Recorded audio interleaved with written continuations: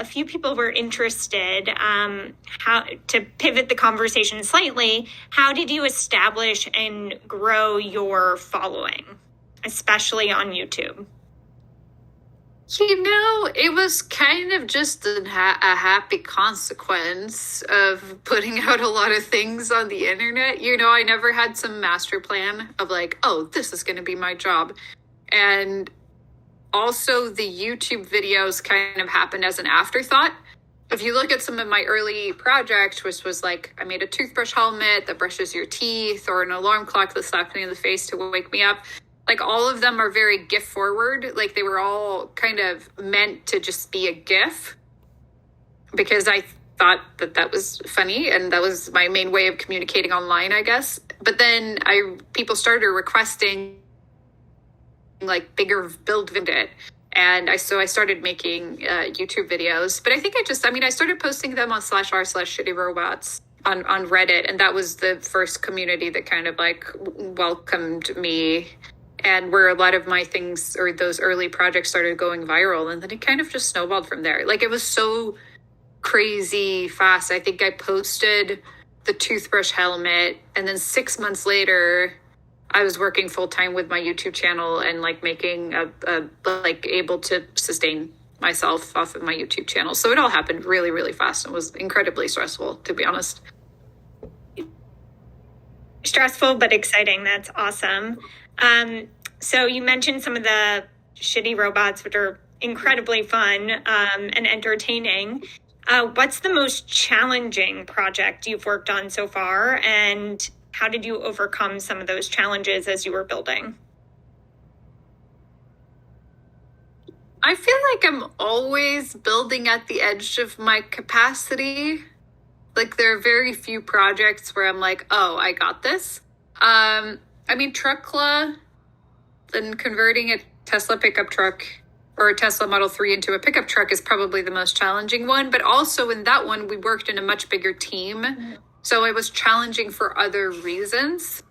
But like, I was also so sick during that time because I was going through radiation treatment. So I was just like, I remember like building a little bit and then having to go and rest. And, so it was a weird time. So that was challenging for other reasons, but like on a technical level, that was definitely the most challenging one. But honestly, I think the one that has like fucked me up the most is probably the puzzle table. Mm-hmm. Like, I made a mechanical table where you can switch between two separate tabletops, because that was just like really cumbersome mechanically, and also had a lot of woodworking, which isn't like my usual go-to. And that one was definitely had a lot of moments of not being sure that I was going to be able to pull it off. Well, you did, and it was pretty awesome. Do you have a favorite project you've ever worked on? And you don't have to say Truckla 2.0 plus Chargela. Favorite, I really like, I don't know, I like the Proud Parent machine. It's over here. So it's this machine that you give it 25 cents or a quarter, and it pats you on the shoulder and says, "Proud of you, son." I just think it's like, I don't know. I feel like, to me, in some way, that's like peak shitty robot, because it's but it's not really shitty, but it's like, it just feels like very hard-hitting commentary, and that definitely struck a chord with a lot of people. So I think I really like that one. I think that's might be my favorite one. Awesome. So those are all the pre-submitted questions. We've gotten a few really good questions, so keep them coming from the audience here. So I will share, I will select a few to share out. Okay. So Curious Hee asked, love your videos in process. One thing you do that I super appreciate is showing the creation stage where everything goes wrong. Mm-hmm. How do you get yourself going again after you hit a dead end? I think I definitely have a lot of privilege in this situation, because I kind of need to push myself through it. I think if I was just free range building and not having the external pressure of making a video, I would give up in a lot more dead ends. But I'm kind of forced, like not forced, but I'm like, I need to give it my all. So yeah, I think it's mostly for me, it's external pressure. And then also just, I fucking can't let go of it. Like, there have definitely been a lot of points where I'm like, I could just wrap this project off and call it good enough. Like, it's going to be good enough for camera. But then, I just can't. I just want to run it. I want to do it as well as I can. So I think it's like ideas and projects can sometimes feel like spam callers. They just like won't let me go. Yeah, until I burn my phone. I don't know. That assembly didn't really work. But yeah, I think it's, and also the projects that the ones that I would really give up on are the ones that don't make it past the idea stage because I'm not excited enough about them. But the one that I'm really pumped about, it's like, I know I'm going to see it all the way to the end. Yeah, it sort of reminds me of when you're, like back in school when you were writing a paper and you could iterate forever, especially if you're sort of a perfectionist. There's always a way to improve something you've worked on. Yeah. And I think it's like, you notice that I have this both in the builds and in the video process and then the edits. You're like, the iteration cycles become smaller and smaller. So it's like in the beginning, it's like really big iterations and it keeps on changing. And then you're kind of like spiraling and it's getting more and more. And then it's kind of stabilized after a way. So after some time. So I know like when I'm editing a video, it's like if I watched it through maybe 2 or 3 times and I haven't wanted to change anything, that's when I know that it's done.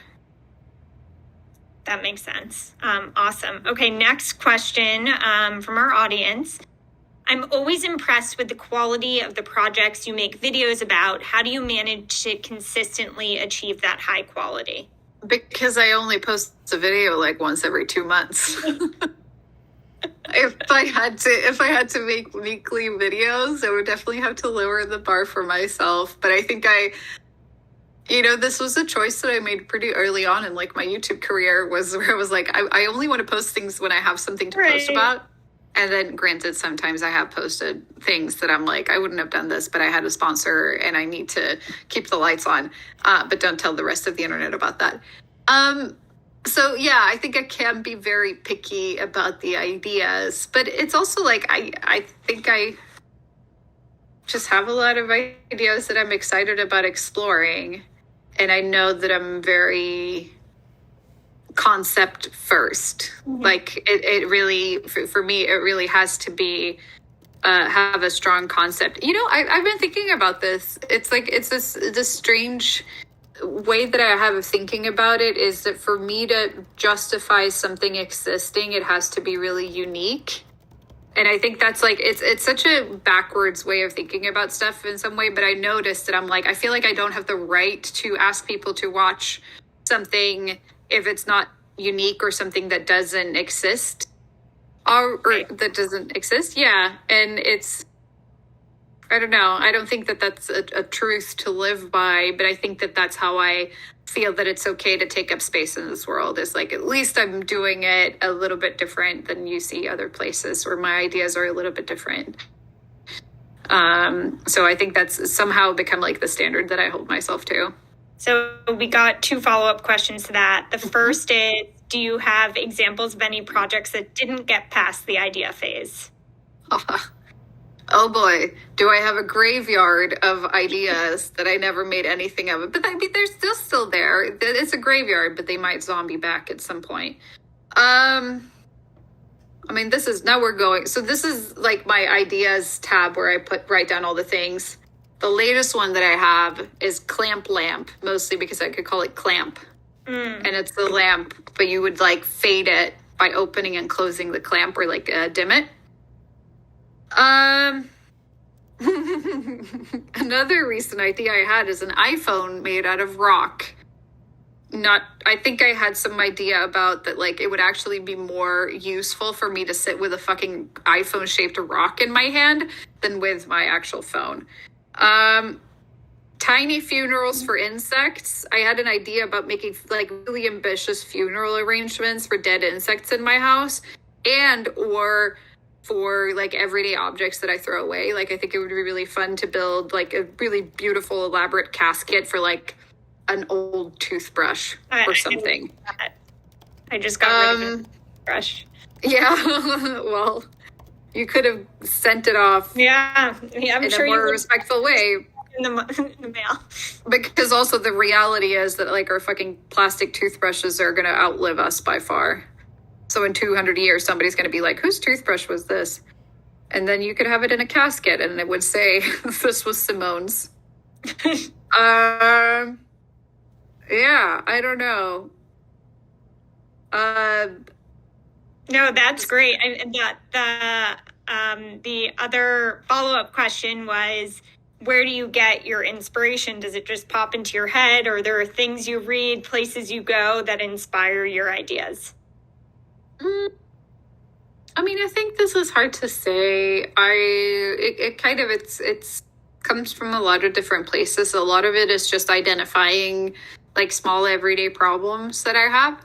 And in the shitty robot era, I used to just make the most ridiculous solution to that I could think of. And now I'm kind of trying to actually come up with a unique but still helpful solutions to the problems that I have.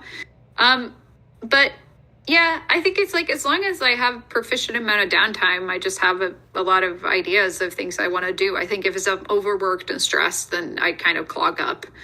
And then also, I mean, I was building a project that I'm editing now with my friend Laura in Germany, and we made these build dice. So you can roll them and you get like one die has materials, one has objects, and one has properties on it. So you can roll them. And we got like houseware out of clay on a low budget. And off of that, I came up with the idea of making like a flower vase that also doubles as a lamp so that the flowers kind of become the lampshade. So yeah, that was also another way of coming up with a project idea. And that was just off of that prompt. So it's kind of all over the place. Awesome. So obviously your projects take all different shapes and forms and they're quite varied. So when you have to learn something new for your projects, how do you go about acquiring those skills? Watch YouTube videos? Question mark? Yeah. Yeah, it's watch YouTube videos, or if it's something that I'm really scared of. Like I had my friend in the UK that I work with, like helped teach me how to turn things on a lathe, and he was like on Skype and telling me how to put my speeds and what to do. And so I think it's a combination. I think that the referring to it as self-taught is a bit misleading, because people are often like, I'm self-taught, or refer to me as self-taught. And it's like, yes, I was self-guided in my teaching. Like nobody set up a curriculum, but I had so many people teach me along the way. And that's people in my life, or people on the internet, or people in the YouTube comments telling me that I'm doing things wrong. Perfect. Okay, so this one, excuse my language, from Psycho Mugs. Like other creatives and artists, do you ever run into the existential, why the fuck do I do any of this crisis? If so, how do you respond to yourself and move on? Is it bad if I say no? No, you're very assured in who you are. That's awesome. I think it's, I used to feel more apologetic about what I wanted to do and feel like I needed a why or to explain things. But now it's like, I feel like I've kind of moved past that. And, when it comes to like seeing if I think that what I do has value or not, I've kind of landed on like, if it brings people joy or inspires them to see the world around them as malleable, then that's good. Like that doesn't feel, sometimes, to be honest, like the whole YouTuber or like influencer business part of it, because that's like at the core of what I'm doing is I'm an influencer. So I'm a human billboard for brands to put their logo on.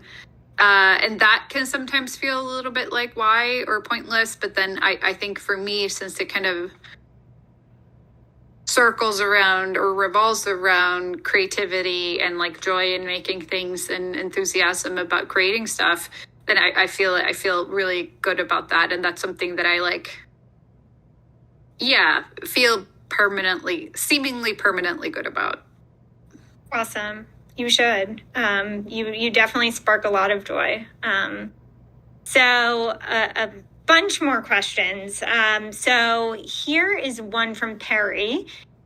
You often make complex projects while simultaneously filming them for your audience. Do you have any tips for a beginner YouTuber who is interested in documenting their own projects? It's so hard. Like, first of all, just know that it's so hard. I've been doing this for 8 years now, and it's still incredibly exhausting because not only are you problem solving and building, especially for me, because I feel like I'm always, as I said before, like building at the edge of my capacity and not really sure where it's going to go. And then you got to storytell and direct at the same time and kind of edit in your head as you're going. I think for me, it has helped a lot in like just this last year, I started doing a lot more voiceovers. So before I used to have to do everything as a piece to camera. So whenever I needed to transition from one scene to another, I needed to script that out and know how I was going to get from one step to the next. And now that I do voiceovers, I don't have to worry about that as much because I do a lot of the stitching of the story in the edit. So I think that has really helped because then it's like I still do pieces to camera, but then I film B-roll of the build stuff, and my only job then is to build and react to what's happening, but I don't have to think about what the story is as much, if that makes sense. Fantastic. We have a question. Do you edit or are you involved in the editing of your own videos? Yeah, I edit my own stuff, unfortunately. I work on and off, and my producer, Anna, makes rough cuts of them now. So she does the first assembly because we've started shooting we have 10 hours of footage for a video, which is just takes such a long time to go through. So she does that first pass through and then I edit. I would love to work with an editor. I'm looking to hire somebody this autumn. But it's really difficult because it's for one, I've been doing it by myself for such a long time that I have a very specific idea of how I want things to be. One could call me anal, but I think also so much of the storytelling happens in the edit and so much of the voiceovers and stuff I was talking about before. So it's really hard for somebody else to do that because I'll shoot things and have an idea of how I want it to be. And I think I would love to have somebody who could do that because I'll spend 10 days on a video and it's just not a good use of my time always. That makes total sense. Okay, I think we have time for maybe one or two other questions if you have them. And then we have quick little lightning round and then we'll say goodbye. So anyone, let's see what we have in here. Okay, what resources did you use to get up to speed and comfortable with electronics? Leaving electronics running alone after I've built them is an unnerving prospect and I'm not sure how to handle that. It depends on the electronics. If it's just 5 volts, then it's fine and not close to highly flammable stuff.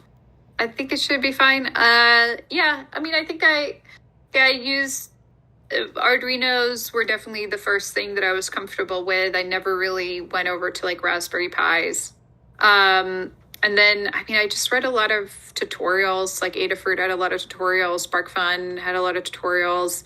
I don't know if those are good. Yeah. I haven't done a lot of electronics recently. A lot of tutorials. Viam has a lot of good tutorials, yes.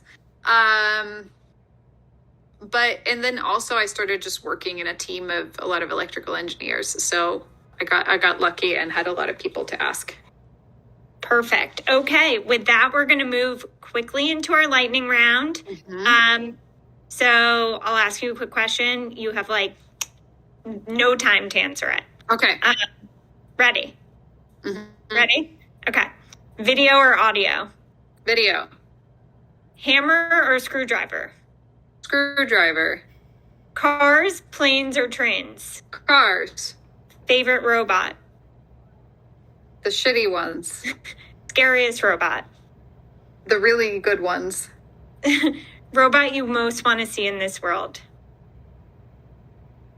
A Roomba that can walk itself downstairs. Oh, that'd be awesome. If you could give any of your past robots a complete do-over, which one would it be? Oh gosh. I have thought about revisiting some of my older projects and rebuilding them. Maybe the breakfast machine. Okay. If you had to swap lives with one of your robots for a day, which one would it be? None of them. They all live in a storage room and are very sad.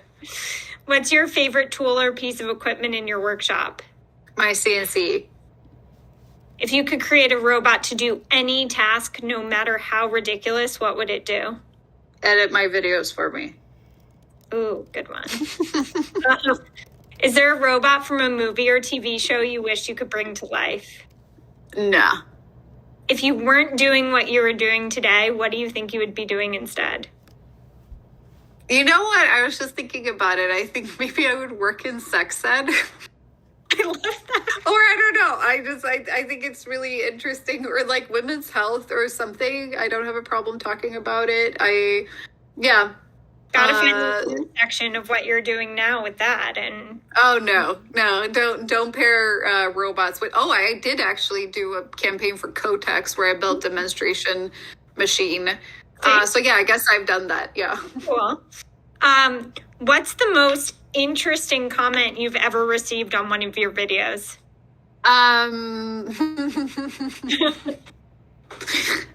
The one that pops up is that my last name that is pronounced Giertz sounds like a queef on a yoga ball. Oh my goodness. Well, I apologize. That is tough. No, it was great. It was the best bird. And I'm like, yeah, I kind of agree. Honestly, I feel like we have to leave it at that. Yeah. Simone, thank you. Thank you from the bottom of our VM hearts, or robot hearts, for joining us. Not sure if you have any parting words, if you have any upcoming videos or events that you want to let this community know about. We're here to support you and cheer you on. So definitely feel free to share. Yeah, no real profound parting words to say other than thanks for tuning in and thanks for your questions. And I'm at Simone Giertz or Giertz or however you want to pronounce it on most platforms. And yeah. Thanks for having me. Awesome. Thanks for coming. And now you should all go out there and build some awesome stuff. Yeah. Yay. Okay. Bye. Bye. Oops. Bye, Scraps.